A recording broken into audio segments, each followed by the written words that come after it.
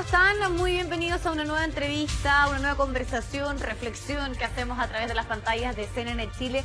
Hoy queremos poner nuestro foco especialmente en los adolescentes.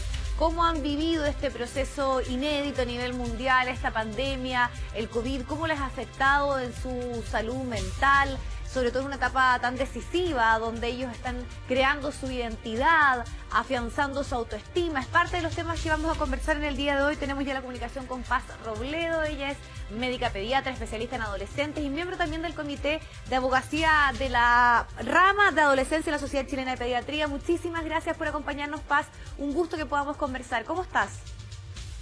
Muy bien, Viviana, muy bien. Muchas gracias por la invitación.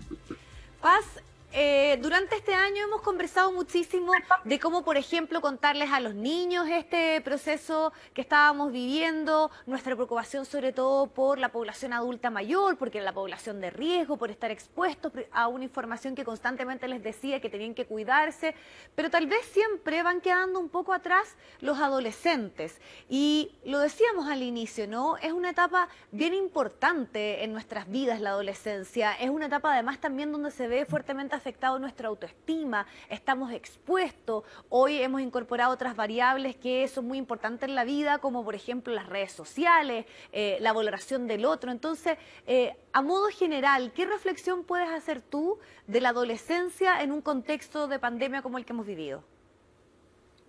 Sí, es muy importante lo que estás señalando, porque bueno, la adolescencia es la etapa del ciclo de vida en la cual se generan grandes procesos de transformación, tanto biológicos como psicológicos y sociales. Crece el cuerpo, se adquiere la capacidad reproductiva de la especie, vamos a ubicarlas más o menos entre los 10 y los 19 años, y estos cambios del cuerpo también van generando cambios en las conductas, van generando cambios en su forma de relacionarse con los demás y en la adquisición de la capacidad de la autonomía, reconocida como la autonomía progresiva de los y las personas en esta etapa del desarrollo. Y como muy bien los decía, van constituyendo su propia identidad. El gran tema que para poder hacer ese proceso, el resto, desde el entorno, más allá de la familia, pasa a ser un elemento crítico, sobre todo el grupo de pares, el poder participar, el poder desarrollar nuevas habilidades, nuevos conocimientos. Y esto claramente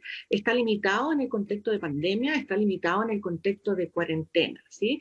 Y además pueden ser unos muy buenos elementos para poder difundir, organizar y ayudar a los demás porque tienen un alto espíritu de solidaridad y de compromiso en todas las cosas sociales. Entonces, tenemos una realidad que por un lado ellos, por la etapa en la cual están en el ciclo vital, requieren mucha participación social que se ve restringida, y esto efectivamente afecta el desarrollo de la autoestima, afecta el desarrollo, ¿no es cierto?, de habilidades sociales. Y es por eso que el mundo adulto tiene que estar muy atento para poder y saber acompañarlos, ¿sí? Primero que contengan toda la información, que sepan cómo cuidarse y cuidar a los demás, y qué hacer y cómo colaborar en este proceso de cuidados colectivos que necesitamos como sociedad. Quería preguntarte de inmediato, ¿cómo ven ustedes un fenómeno que ya no podemos decir que es nuevo, que finalmente son las redes sociales? Porque pueden ser buenas, pueden ser una razón para sentirse más acompañados, para no perder el sentido de comunidad, para estar en contacto, pero también vemos sobre todo que en las más usadas por los jóvenes, ya sea TikTok o Instagram, hay una exacerbación hedonista de lo físico, de una vida como especialmente tal vez ideal. Entonces, ¿cómo también entender esa nueva presión que también suman los adolescentes que tienen que ver con el uso de las redes sociales? Sí, eso es muy importante señalarlo porque probablemente la pandemia nos está obligando a todos, a los adolescentes, al mundo adulto, al mundo infantil, a todas las etapas del ciclo vital, a poder enfrentarnos a estas formas de comunicación que en general los adolescentes tenían más predilección por su desarrollo, y probablemente la podamos usar incluso para entregar la información, para mantenerlos vinculados con los centros de salud, para hacer otros tipos de intervenciones a través de las redes sociales. Pero tenemos dos problemas con las redes sociales. Primero, la infodemia, es decir, una cantidad de información que incluso mucha de esa es falsa, que no es real, que no colabora y que genera más ansiedad, ¿sí? Y por lo tanto la recomendación en no estar constantemente pegado a las redes sociales, porque efectivamente puede generar más ansiedad que racionalidad frente a lo que están viviendo. Y por otro lado, sí utilizarla de manera estructurada con sus amigos y sus amigas, de manera que les permita mantenerse en unión, en comunicación, en articulación, y que se puedan organizar para, por ejemplo, saber a través de su territorio a qué hogares de ancianos o a qué grupo de amigos tienen que ir a ayudar, o que le pueden escribir cartas o hacer alguna otra cosa que de alguna manera les dé el sentido a la etapa de la vida que les están viviendo. A esta generación de adolescentes les va a tocar vivir en pandemia, ¿sí? Claro. Y eso significa aprender a hacer una construcción identitaria, poder servir a los otros, ayudar o estructurar, esto es lo que me gusta, esto es lo que yo necesito desarrollar de una manera distinta. Es el periodo en que tienen que, por ejemplo, ya ensayar búsquedas, si les gusta algún instrumento, si sirven para desarrollar, qué sé yo, determinadas acciones de huerto, de compost o de alguna otra actividad que les permita además colaborar con el planeta, o un conjunto de otras actividades que van por la construcción para ellos mismos y para los demás. Sí, claro, volver a lo esencial. A través de las redes sociales. Sí, que es un llamado finalmente que se puede hacer a todos, ¿no? A estar excesivamente insertos en este mundo virtual y desconectarnos del real. Pero para finalizar, Paz, me gustaría preguntarte por una reflexión un poco más general de cómo ves también tú la preocupación en nuestro país. Estoy pensando en las políticas públicas centradas en los jóvenes, en los adolescentes. Son los próximos ciudadanos, han estado también ellos impulsando los cambios, muchos de los cuales estamos debatiendo en nuestro país. Entonces, ¿cuál es tu reflexión, además del rol de lo que va a ser finalmente un nuevo Chile en estos jóvenes que finalmente ahora se están formando, se están creando y son muy distintos a sus generaciones anteriores, a los que ya somos adultos? Así es, sin lugar a dudas. Fíjate que en nuestro país está cambiando, y cambiando mucho. De hecho, hay todo un proceso constituyente que se está abriendo, y yo quisiera que los adolescentes y jóvenes, además como los niños, además como los adultos mayores, como todos, pero los adolescentes fueran parte y pudieran opinar también en ese proceso constituyente, ¿no? Es decir, contar con la opinión y la visión que tienen de cuál es el Chile que quieren construir. O sea, sin lugar a duda, van a tener opinión.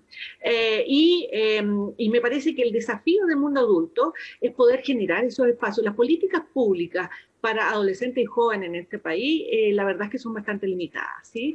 Tenemos políticas públicas a nivel de la esfera de la salud. Está el Instituto Nacional de la Juventud, que busca estimular y desarrollar un conjunto de acciones para los jóvenes, pero desde los 15 años. Claro. Y eso te habla de la desintegración y no de la integralidad de una política pública, porque para salud adolescente es del grupo de 10 a 19 años y gente joven de 10 hasta 24. Pero para el INJU es desde los 15 hasta los 29 años. Y así vamos sumando y analizando por cada una de las políticas sectoriales. No existe una política única de adolescencia y juventud en nuestro país. Entonces, hay muchas cosas por las cuales seguir abogando. Y en salud, que sí se han abierto espacios amigables para adolescentes, se está trabajando en conjunto con algunos colegios que no alcanza todavía la cobertura nacional. Nosotros quisiéramos hacer un llamado a las autoridades de salud para que fortalecieran estas estrategias, lograran coberturas nacionales, de manera de poder efectivamente dar herramientas en contexto pandemia de acompañamiento para este grupo particular, sobre todo porque es de esta manera y no de otras que podremos acompañarlo para que tengan adolescencia lo más sana posible. Y les puedo asegurar que eso va a ser la mejor inversión que podamos tener como país, porque de lo contrario, las pandemias que vamos a tener de malnutrición por exceso, de problemas de salud mental, etcétera, además de la fecundidad adolescente, que es muy necesario que puedan seguir accediendo a los métodos de regulación de la fertilidad que tienen derecho, son claves para el desarrollo de nuestro país, porque si no vamos a tener tal cantidad de necesidades que no vamos a ser capaces de abordarlas. Si no promocionamos y hacemos acciones preventivas en este grupo poblacional, que viene siendo una de las últimas ventanas de oportunidades para poder incidir y tener población más sana, más efectivamente con mejores capacidades para poder abordar todos los desafíos que tenemos, la verdad es que nos estamos barriendo una tremenda oportunidad y el llamado es ese. El llamado es a las autoridades a que puedan fortalecer las acciones del Programa Nacional de Adolescentes, de los espacios amigables, de manera de ir a ayudar a los adolescentes y jóvenes que lo van a necesitar y ya lo están necesitando. Perfecto. Paz, te agradecemos muchísimo tu tiempo, esta conversación y sobre todo tus últimas palabras, este llamado a especialmente poner la atención en los adolescentes que son el futuro de nuestro país. Muchísimas gracias. Listo. Gracias a ustedes. Que estén muy bien.